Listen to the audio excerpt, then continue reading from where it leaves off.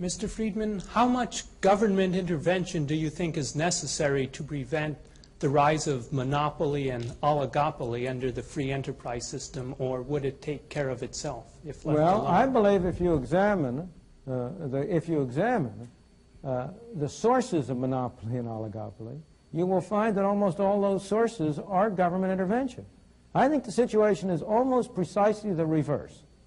Let me put it in a very simple way. Suppose I were to ask this audience my favorite question along these lines. You have one law you can pass. Its only purpose is to reduce the extent of monopoly. That's its only purpose. You have one law. What law would be most effective in achieving that end? What law would you pass? I don't mean any gimmicks. You know, it's not going to be something in which you can have a law with 4,000 different parts. I'm not asking a very complicated question. What would you do? Limit the size of the market that they could. Well, that's one proposal. The limit is proposal. But you will agree with me, I'm sure, immediately that mine is a much better one. And that's free trade. Eliminate all tariffs and all restrictions on foreign trade, and you enable the world to come in as competition to prevent domestic monopoly. Wouldn't that do a great deal more good in preventing monopoly than would a limit on the size of enterprises, with much less restriction in human freedom? Now, if you ask yourself,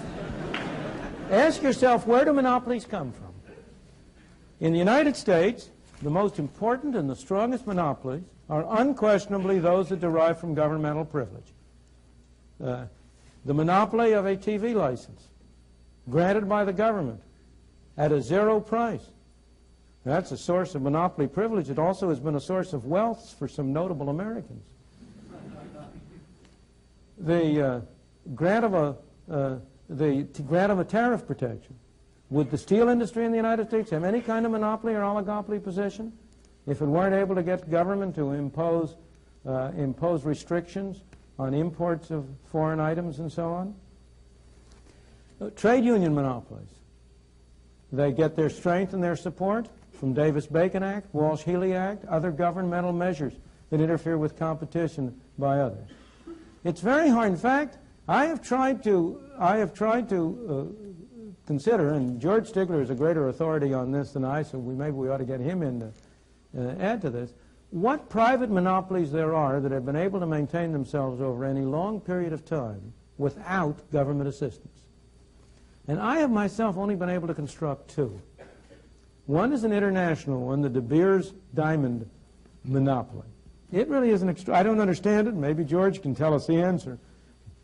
But it has been successful over a very long period. And the second was the New York Stock Exchange.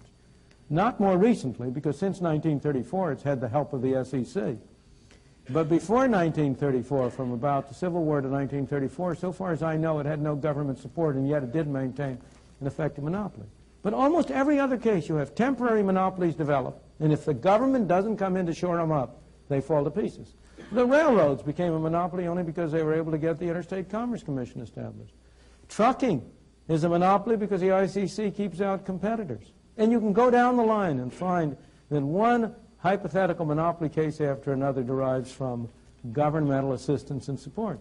So I think the answer to your question, and you and I have the same objective here, is less government intervention, not more.